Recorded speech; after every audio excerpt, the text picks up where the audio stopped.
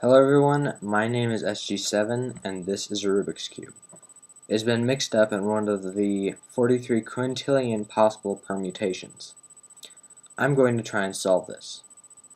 I'm going to do so using the predefined sets of rules called algorithms. Now, people say that if you use algorithms, you're cheating. I just say that you're using an advantage. You're not cheating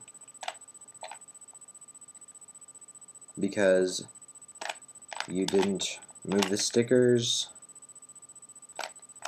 you didn't get a trick cube, you are solving it using what Rubik designed his cube for, I think.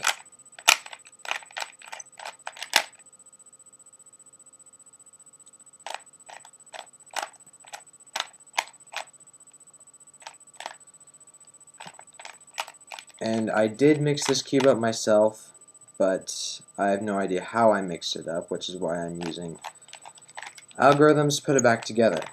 And even if I did mix it up, I probably wouldn't be able to follow the same sets of rules going backwards. It's pretty difficult. And to prove that this isn't fake, I'm talking throughout the video,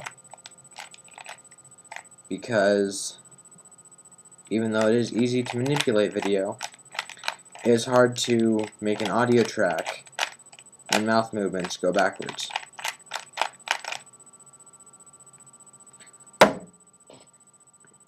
I hope you enjoyed this video of me solving Rubik's Cube. Sorry there hasn't been any podcasts or tech videos up. I haven't had much time lately. Anyways, I hope you enjoyed this one. If you did, click the like button. If you didn't, go ahead and click the dislike button. I don't care. But have fun. Peace out.